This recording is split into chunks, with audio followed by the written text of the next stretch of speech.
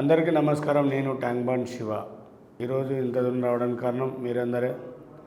ఈరోజు మీరు లేకపోతే నేను ఇంత రాకపోతుంటే. కానీ ముఖ్యమైన జీవితం ఏంటంటే, నేను గతంలో నేను పడ్డ కష్టము, నా ప్రతిఫలము నాకు తెలియదు. కానీ నేను ఏదో చేయాలని నా తపన. ఆ తపనకి టైం పట్టి 27 సంవత్సరాలు టైం పట్టింది నాకు. అంటే నేను ఎక్కడ నిరుత్సాహపడకుండా, నా మనసును గాయపరచకుండా, ఎదుటి వాళ్ళ కన్నీళ్ళు చూడలేక, వాళ్ళలో ఒక కొడుకుగా, ఒక కూతురుగా, ఒక ఆత్మ ఏదైతే ఉంటుందో ఆత్మతో మాట్లాడుతూ నా జీవిత ప్రయాణం సాగడం జరిగింది.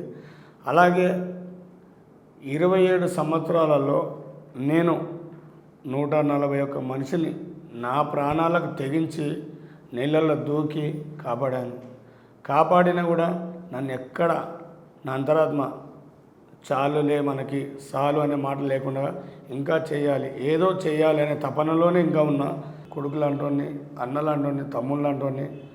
కానీ ఎవరైనా చేయదాపి అడగడం నాకు ఇష్టం లే. ఎందుకంటే అడగందే అమ్మాయిని అన్నం పెట్టదు. కానీ అడిగితే నాకు మొహమాటం ఎక్కువ. మొహమాటం ఎందుకంటే నేను చిన్న ఉన్నప్పటి నుంచి ఇప్పటిదాకా, అప్పుడు ఆకలైంది, అన్నం దొరకలే. ఇప్పుడు ఆకలి చనిపోయింది, అన్నం ఉంది. ఏం చేయాలో తెలియదు.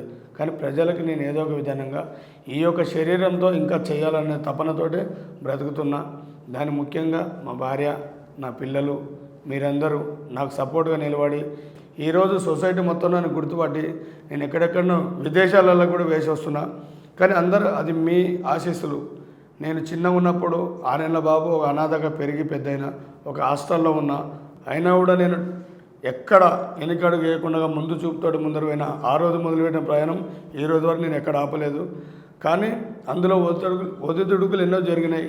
ఎందుకంటే ఒక దొంగగా పోవాల్సినవని ఆ రూట్లో పోలేదు. ఒక మాయమాటలు చెప్పి బ్రతుకు తెరువు కోసం నేను పోలేదు. కానీ లైఫ్ అంటే ఏంది? అన్నం. ఆ కడుపు కోసం నేను బ్రతికిన. బట్టలు లేకున్నా ప్రతి ఒక్క ఇంట్లో కష్టాలు వస్తాయి. నేను 27 ఏళ్ళుగా ఈ పని చేస్తూ ముందరకు వస్తున్నా. కానీ దయచేసి అందరు బాగుండాలి, అందులో నేను ఉండాలని. మానవ సేవే మాధవ సేవ. నేను తెలుసుకున్నది ఒకటే, నాకు దాని నుంచి ఇంకోటి తెలియదు. కానీ ఈరోజు వేలకు పైగా శవాలు తీసి ఒక డాక్టరేట్ పట్టా, ఒక శవాలు తీసి నాకు ఒక డాక్టరేట్ పట్టా ఇచ్చారు ఉస్మానియా యూనివర్సిటీ నుంచి. నా కొడుకు నా ముందరనే దూకుతుంటే నాకే ఏదో నేను వెనకాల ఎప్పుడో చిన్నగా ఉన్నప్పుడు దూకినది గుర్తుకొస్తుంది. అయినా కూడా అందరు బాగుండాలని నేను కోరుకుంటున్నా.